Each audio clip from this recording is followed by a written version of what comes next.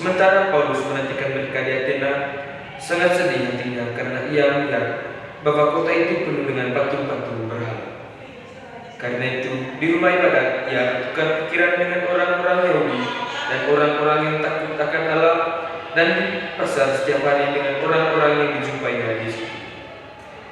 Dan juga beberapa ahli pikir dari golongan Epikurus dan Stoa bersoal jawab dengan dia, dan ada yang berkata, apakah yang hendak dikatakan sekreter ini?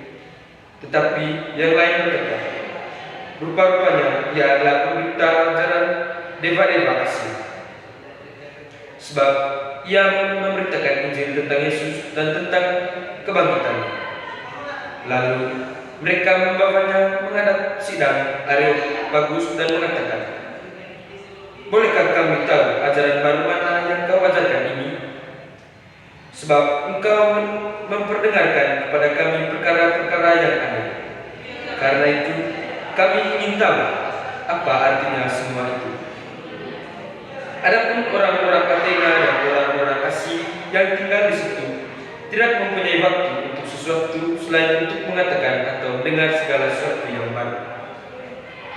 Paulus pergi berdiri di atas Areopagus dan berkata, hai orang-orang Athena, aku lihat bahwa dalam segala hal kamu sangat beribadah pada dewa-dewa.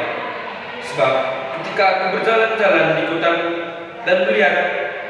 dan melihat-lihat barang-barang pujaanmu, aku menjumpai juga sebuah mesbah dengan tulisan, kepada Allah yang tidak dikenal.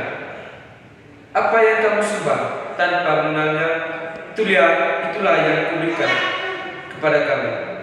Allah yang telah menjadikan bumi dan segala isinya, Ia yang adalah Tuhan atas langit dan bumi, tidak diam dan kuil-kuil buatan tangan manusia, dan juga tidak dilayani oleh tangan manusia, seolah-olah ia kekurangan apa-apa, karena Dialah yang memberikan kehidupan dan nafas dan segala sesuatu kepada semua orang. Dari satu orang saja Ia telah menjadikan semua bangsa dan umat manusia untuk mendiami seluruh muka bumi, dan Ia telah menunjukkan musim-musim bagi mereka dan batas-batas kediaman mereka, supaya mereka mencari Dia dan mudah-mudahan menjamah dan menemukan Dia, walaupun Ia tidak jauh dari kita masing-masing. Sebab di dalam Dia kita hidup, kita bergerak, kita ada, seperti yang telah juga dikatakan oleh pujangga-pujangga. Sebab kita ini dari keturunan Allah juga. Karena kita berasal dari keturunan Allah, kita tidak boleh berpikir bahwa keadaan ilahi sama seperti emas atau perak atau batu, ciptaan kesenian dan keahlian manusia. Dengan tidak memandang lagi zaman kebodohan, maka sekarang Allah memberitakan kepada manusia bahwa di mana-mana semua mereka harus bertobat. Karena Ia telah menetapkan suatu hari pada waktu mana Ia dengan adil akan menghakimi dunia oleh seorang yang telah ditentukannya. Sesudah Ia memberikan kepada semua orang suatu bukti tentang hal itu dengan membangkitkan Dia dari antara orang mati.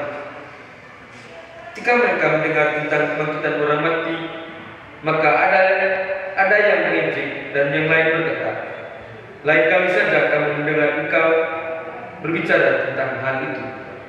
Lalu Paulus pergi meninggalkan mereka. Tetapi beberapa orang laki-laki menggabungkan diri dengan dia dan menjadi percaya. Di antaranya juga Dionysius, anggota majelis Areopagus, dan seorang perempuan bernama Damaris, dan juga orang lain bersama-sama dengan mereka. Demikianlah sabda Tuhan.